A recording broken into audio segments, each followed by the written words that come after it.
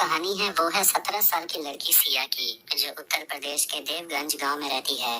उसका परिवार बहुत ही गरीब है। उसके परिवार में उसके पापा शेखर, उसकी मम्मी सुधा, उसका छोटा भाई सूरज और उसकी दादी है। और कहानी की शुरुआत में हम सिया को देखते हैं, जो अपने भाई सूरज को सोने समय कहानी सुना रही थी। सुबह होते ही उसकी माँ सुधा उसे कहती है जाकर गेहूं पिसवा कर लाने के लिए, और वो अपने साथ साथ अपने भाई को भी ले जाती है उसे स्कूल छोड़ने के लिए। अपने भाई को स्कूल छोड़ने के बाद जब वो गेहूं पिसवाने के लिए आगे जा रही थी तो उसके साइकिल का चेन उतर जाता है। वो अपने साइकिल को ठीक कर ही रही थी, तभी उसके पीछे 3 लड़के पड़ जाते हैं और उसमें से एक है विधायक अरुण उदय का बेटा। वो मोटरसाइकिल से तीनों सिया का पीछा करने लगते हैं।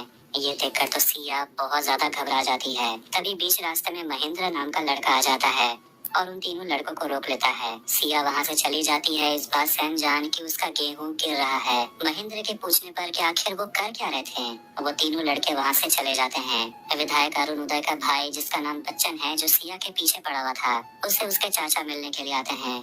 फिर उस घर से एक औरत निकलती है जो विधायक की पार्टी में काम करती है। अब वो औरत जाकर सिया की माँ सुधा से कहती है कि विधायक जी पूरी कोशिश कर रहे हैं कि सिया की नौकरी लग जाए, लेकिन सुधा नहीं चाहती कि उसकी बेटी काम पर जाए, क्योंकि उसकी बेटी की तो अब शादी की उम्र हो गई है। वो नौकरी करके क्या करेगी। सुधा अपने घर आती है और अपनी बेटी को डांट लगाती है, क्योंकि वो गेहूं पिसवा कर नहीं आई, ऊपर से सारा गेहूं गिर गया। पार्टी में काम करने वाली औरत सिया से पूछती है क्या तुम ठीक हो, जिस पर सिया चिल्ला के कहती है कि आप घर से निकल जाइए, आप यहाँ आए क्यों हैं। सिया अपनी जिंदगी से थक चुकी है, क्योंकि उसकी माँ चाहती है कि वो जल्दी से शादी कर ले और उसे इस गांव में रहना बिल्कुल भी नहीं पसंद। इसलिए वो एक दिन जाती है महेंद्र के पास, जो सिया के चाचा जगदीश के दोस्त हैं, जिसे वो मामा कहती है। अब अपने महेंद्र मामा से कहती है कि मुझे दिल्ली जाना है, मुझे कुछ पैसे दे दीजिए और टिकट कटवा दीजिए। जिस पर महेंद्र उसे समझाते हैं कि दिल्ली में तुम जाकर करोगी क्या, नौकरी मिलना इतना आसान तो है नहीं। महेंद्र, जो दिल्ली में लॉयर का काम करते हैं, वो सिया को समझाते हैं कि तुम्हारा गाँव में रहना सही है, बस सावधान रहो यहाँ के लड़कों से। अब उसका घर जाने का मन नहीं होता, इसलिए वो नदी के किनारे बैठकर टाइम पास करती है। फिर जैसे वो वहाँ से लौट रही थी, विधायक का भाई का नजर सिया पर पड़ जाता है और बच्चन और उसके दोस्त मिलकर सिया को जबरदस्ती पकड़ लेते हैं और घसीटते हुए अपनी गाड़ी के अंदर बैठा लेते हैं। अब सुबह से शाम हो चुकी है, सिया घर नहीं आई। महेंद्र सिया के घर पर होता है और उसके मम्मी पापा भी काफी टेंशन में है, और महेंद्र सोचता है कि उन्हें पुलिस में कंप्लेंट दर्ज करवानी चाहिए, लेकिन सिया की माँ सुधा कहती है रुकने के लिए। अब रात भी गुजर जाती है।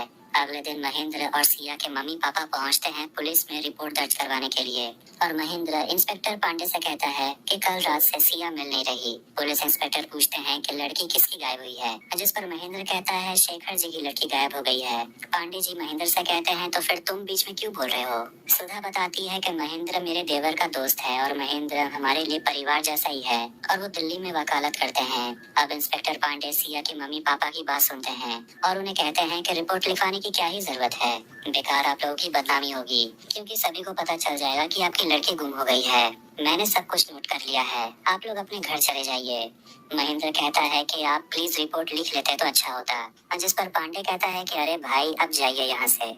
अब ऐसे ही एक और दिन गुजर जाते हैं। सिया अभी तक घर नहीं लौटी और पुलिस बहाना मारते रहते हैं कि वो काम कर ही रहे हैं। महेंद्र पुलिस स्टेशन में ही बैठा रहता है, इस उम्मीद में कि पुलिस से कोई खबर मिल जाएगी, और उस दिन पुलिस स्टेशन के बाहर से उसका चप्पल चोरी हो जाता है। उस रात महेंद्र सोशल मीडिया में पोस्ट कर देता है कि उसके गांव देवगंज से एक नाबालिग लड़की गायब हो गई है। अब सोशल मीडिया पे ये पोस्ट देखकर एक रिपोर्टर उसके घर तक पहुंच जाता है और कहता है कि स्टोरी में दम है और ये न्यूज में अपने पेपर में छपवा सकता हूँ। अब अगले दिन गांव के न्यूज़पेपर में ये न्यूज छप जाती है और विधायक अरुण उदय अपने पार्टी में काम करने वाले अनिल को ये खबर दिखाता है और पूछता है कि तुम्हारे होते हुए ये खबर न्यूज़पेपर पे कैसे छपी।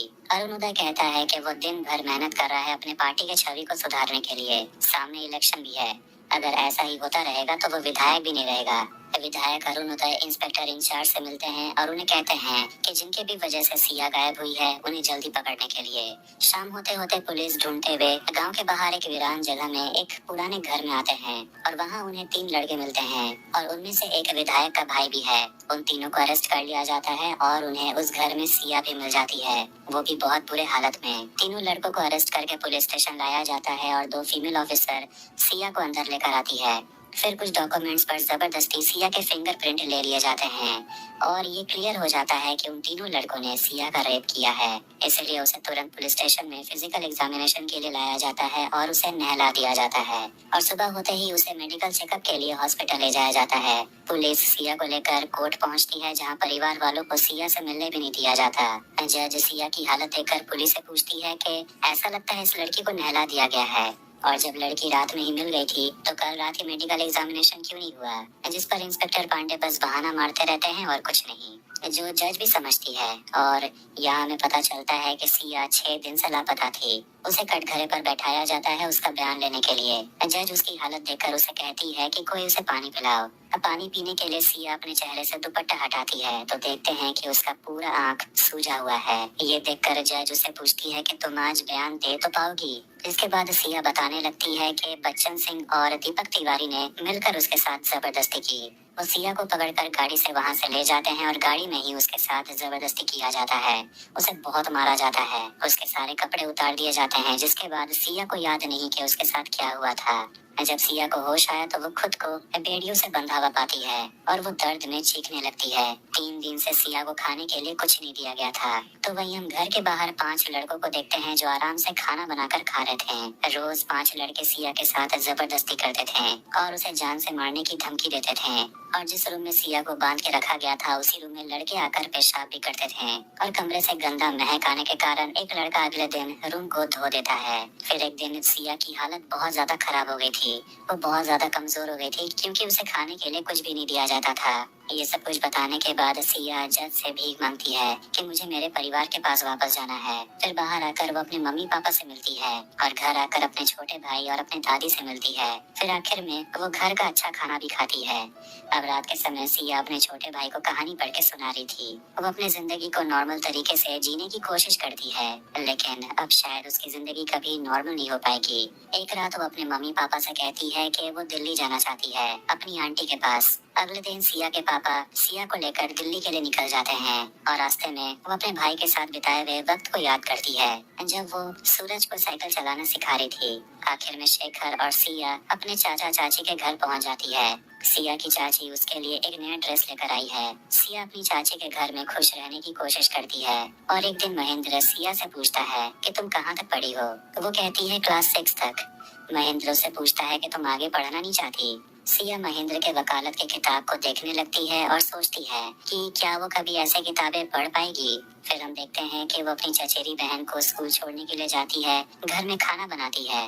तो वही हम देवगंज गांव में देखते हैं कि उन सभी लड़कों को बेल मिल जाती है। ये खबर सुनकर महेंद्र तो आग बबूला हो जाता है और सोचने लगता है कि आखिर डिस्ट्रिक्ट कोर्ट से बेल कैसे मिल सकती है। लड़की माइनर थी, उन सभी के ऊपर तो पॉक्सो एक्ट लगना चाहिए था। महेंद्र केस को आगे बढ़ाना तो चाहता है, लेकिन सिया के चाचा और पापा नहीं चाहते कि वो इस केस को आगे बढ़ाएं। सिया को इस बारे में पता चलता है और वो भी ये जानकर उदास हो जाती है कि सारे दोषी आजाद हो गए। और फिर उसी रात जब वो सो रही थी तो वो याद करने लगती है कि उसके साथ क्या क्या हुआ था और वो बहुत डरने लगती है। इसलिए उसकी चाची सिया को संभालती है। अगली सुबह सिया के चाचा को विधायक अरुण उदय का फोन आता है जो सिया के चाचा से बात करते हैं। पहले तो वो मीठी मीठी बातें करते हैं, ये कहते हैं कि सिया तो मेरी बेटी जैसी है। बहुत बुरा लगा उसके साथ जो कुछ भी हुआ ये सुनकर। विधायक की बातें सुनकर तो सिया का खून खौल रहा होता है। सिया के पापा शेखर और महेंद्र भी विधायक की बातें सुन रहे होते हैं और विधायक कहते हैं कि उन लड़कों से जो हो गया सो हो गया, वो तो मेरे परिवार जैसे ही हैं और ये सब बात को जाने दो और सिया की शादी के बारे में सोचो। जो खर्च होगा वो मैं उठा लूंगा, फालतू में इस केस को आगे बढ़ाने की जरूरत नहीं है। और विधायक ये चाहते हैं कि जिसने सिया का रेप किया वो बच्चन सिंह, उसी से सिया की शादी करा देनी चाहिए। ये सुनकर सिया बहुत रोने लगती है, बहुत घबराने लगती है, लेकिन उसकी चाची उसे संभालती है और कहती है कि वो ऐसा कुछ नहीं होने देगी। अगले दिन सिया के चाचा कह रहे होते हैं कि उनके पास कोई और चारा भी तो नहीं है। सिया से शादी करेगा भी तो कौन? अगर वो बच्चन से शादी कर लेती है तो सबका मुंह बंद हो जाएगा। सिया की चाची अपने पति को समझाती है कि ऐसा वो कभी नहीं होने देगी और सिया किचन से उनकी बातें सुन रही थी। इसके बाद वो जाती है महेंद्र के पास और गुस्से में पूछती है कि आखिर वो सभी लड़के छूट कैसे गए। वो आगे कहती है कि मुझे लड़ना है, मैं बाकी लोगों की तरह चुप नहीं रहूंगी। महेंद्र उसे समझा देता है कि लड़ाई इतना आसान नहीं होने वाला। क्या तुम अपने पापा और चाचा की तरह पीछे तो नहीं हट जाओगी? वो कहती है मैं नहीं हटूंगी, मैं लड़ूंगी। महेंद्र उसे कागज देता है और कहता है कि तुम्हारे साथ जो कुछ भी हुआ डिटेल में मुझे लिख कर दो। अगले दिन सिया और उसके पापा और महेंद्र वापस देवगंज जाने के लिए निकलते हैं और बस के बैक सीट पर महेंद्र कागज को पढ़ता है जो सिया ने लिखा है। इसके बाद महेंद्र और सिया कोर्ट जाते हैं और केस फाइल करने के लिए जितने भी डॉक्यूमेंट्स का काम है वो पूरा करते हैं। फिर उस दिन विधायक के गुंडे जिसमें अनिल भी शामिल था वो सभी आकर सिया के पापा शेखर को उठाकर ले जाते हैं और पेड़ से बांधकर बहुत मारते हैं और मार मार कर अधमरा कर देते हैं। फिर वहाँ पर कुछ पुलिस वाले आते हैं और जबरदस्ती उसे पकड़ कर ले जाते हैं। इसके बाद कुछ कागजात में उनके थंबप्रिंट ले लिए जाते हैं और फिर हमें न्यूज में दिखाया जाता है कि सिया के पापा को हॉस्पिटल लाया गया है और एक वीडियो दिखाया जाता है जिसमें सिया के पापा अरुणोदय और उसके छोटे भाई अनिल का नाम लेकर कहते हैं कि उन्होंने उसे बहुत मारा। उस रात सिया, उसकी मम्मी, चाची और चाचा और महेंद्र हॉस्पिटल जा रहे होते हैं शेखर से मिलने के लिए, लेकिन उन सभी को एक वीरान जगह पर लेकर लाया जाता है और वहाँ वो देखते हैं कि सिया के पापा शेखर मर चुके हैं और उनकी चिता जल रही है। ये देखकर पूरा परिवार रोने लगता है और महेंद्र वीडियो बनाने लगता है और कहता है कि अवैध तरीके से बॉडी को जला दिया गया, पूरे परिवार को टॉर्चर किया जा रहा है। अब ऐसे ही इस रेप केस को सारे न्यूज चैनल कवर कर रहे थे। इस वजह से कल रात सिया के पापा के डेड बॉडी को जो अवैध तरीके से जला दिया गया, ये वीडियो भी वायरल हो जाता है और विधायक भी इस वीडियो को देखते हैं और एक मीडिया कॉन्फ्रेंस रखते हैं जहाँ रिपोर्टर्स इसी वीडियो के बारे में बात करते हैं और पूछते हैं कि इन सब में आपके छोटे भाई अनिल का हाथ है, लेकिन विधायक कहते हैं कि ये बस सिर्फ अफवाह है और जो कुछ भी हुआ इसमें विधायक का कोई लेना देना नहीं है। लेकिन उनमें से एक रिपोर्टर को अभी अभी पता चलता है कि ये पूरा इन्वेस्टिगेशन सीबीआई को सौंप दिया गया है। ये सुनकर तो विधायक के चेहरे से रंग ही उड़ जाता है। अब अगले दिन राज्य सरकार की तरफ से सीबीआई की एक टीम देवगंज पहुंचती है। वो सिया से बात करते हैं और बहुत सारे सवाल करते हैं जिससे सिया थोड़ी अनकंफर्टेबल हो जाती है और पूछते हैं कि एक रिपोर्ट में तुमने बच्चन का नाम लिया है तो वहीं दूसरे रिपोर्ट में तुमने अरुणोदय का नाम लिया है, आखिर तुम इल्जाम किस पर लगाना चाहती हो। ये सुनकर सिया वहाँ से उठकर चली जाती है और अपनी माँ से गले लगकर रोने लगती है। फिर से पूछताछ शुरू होती है। इस बार सिया की माँ भी उसके साथ बैठी हुई है। फिर वो अपनी सच्चाई बताने लगती है कि 4 फरवरी को रात 9 बजे विधायक अरुणोदय नौकरी के बहाने सिया को अपने घर पर बुलाते हैं और उसके साथ एक कमरे में जबरदस्ती करते हैं। इसीलिए जब विधायक के पार्टी में काम करने वाली वो औरत अगले दिन जब सिया के घर आती है तो सिया उसके ऊपर चिल्लाती है और बदतमीजी से बात करती है और घर से निकल जाने के लिए कहती है। फिर अगले दिन सिया को बच्चन और तिवारी उठाकर ले जाते हैं और 5 लड़के उसका रेप करते हैं। फिर आखिर में पुलिस सिया को ढूंढ लेती है और वही फीमेल ऑफिसर सिया को समझाने लगती है कि तेरे साथ जो कुछ भी हुआ उसे भूल जा और इसमें विधायक का नाम सामने नहीं आना चाहिए। अपने बारे में और अपने परिवार के बारे में सोचना, उन्हें कितनी परेशानी होगी, इसीलिए सोच समझकर बयान देना। लेकिन कोर्ट में बयान देने के समय सिया सब कुछ खुलकर कह देती है और इस वजह से उसके पिता को मार दिया गया था। सच्चाई सुनकर तो सीबीआई ऑफिसर भी दंग रह जाते हैं और वो कहते हैं कि वो कल सीन को रिक्रिएट करवाएंगे। वो महेंद्र से कहते हैं कि जब तुम सिया के साथ गए थे एफआईआर फाइल रिपोर्ट करवाने के लिए तो अच्छे से करवाना चाहिए था ना, तुम तो लॉयर हो। जिस पर महेंद्र कहता है कि मैंने बहुत कोशिश की लेकिन उन लोगों ने रिपोर्ट फाइल किया ही नहीं। काम क्रिया हो जाने के बाद सिया के चाचा सिया के पापा शेखर के राख को पानी में बहा देते हैं। तभी वहाँ पर गन फायरिंग होने लगती है और किसी तरह महेंद्र, सिया और सूरज छिपकर अपनी जान बचा लेते हैं और जब सब कुछ शांत हो जाता है तो वो वहाँ से निकल आते हैं। अगले दिन महेंद्र अपनी माँ को कहता है कि कुछ दिन के लिए तुम अपने भाई के घर में चले जाओ क्योंकि यहाँ रहना खतरनाक हो सकता है। उस दिन बच्चन को अरेस्ट कर लिया जाता है और रात में अरुणोदय महेंद्र को कॉल करता है और उसे धमकी देता है कि शेखर के साथ जो हुआ वही हाल तेरा भी होगा।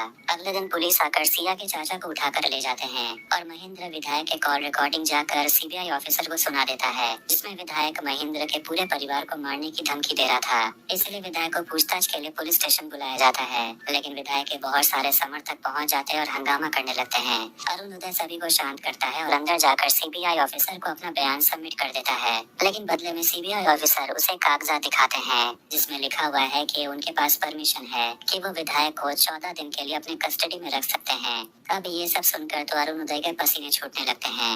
अब अरुणोदय का लॉयर अकेला पुलिस स्टेशन से बाहर आता है। इसका अंजाम महेंद्र को भुगतना पड़ता है क्योंकि पार्टी के लोग महेंद्र के घर में आग लगा देते हैं। अपने घर को जलता देख उसके पास रोने के अलावा कोई और चारा ही नहीं था, लेकिन अभी भी वो हिम्मत नहीं हारता।